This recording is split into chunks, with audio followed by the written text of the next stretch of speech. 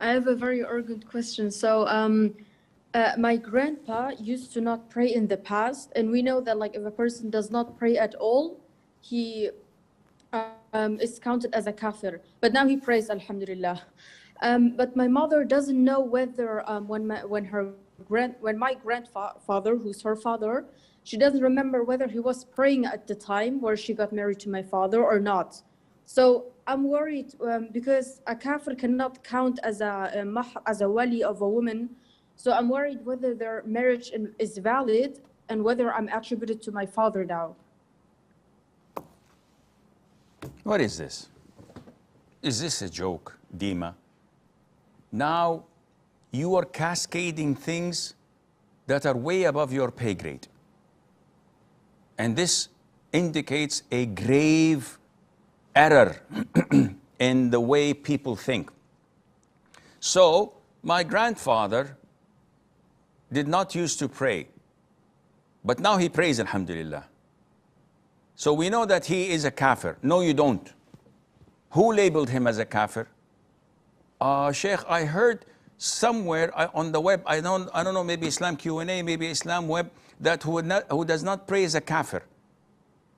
We said a gazillion times that this ruling is theoretical.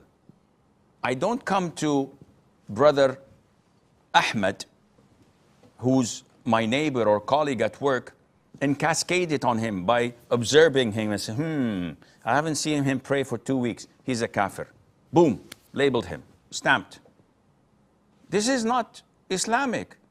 So now, number one, you cascaded the ruling on your grandfather without any witnesses, without any interrogation, without asking him, without having a Muslim judge condemning him after interrogating him, that he's a kafir. This is error number one. Error number two, now you want to cascade this ruling on him being a wali to your mom when she married your father.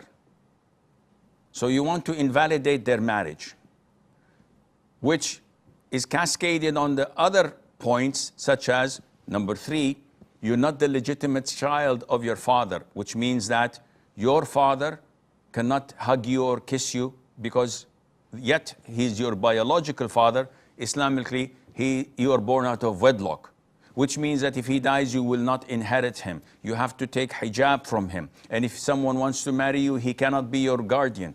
What is this?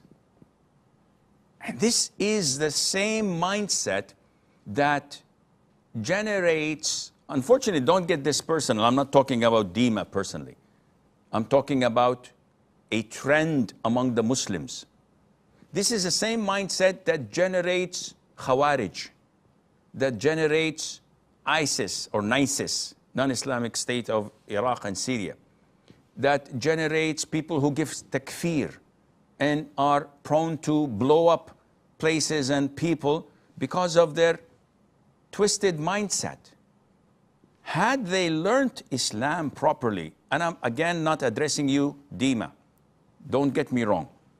I'm just giving an advice for the ummah, because this is something that is obviously growing among the youth. They pick up a word or a statement from a sheikh and they cascade lots of scenarios and they act upon it without going back to the sheikh himself.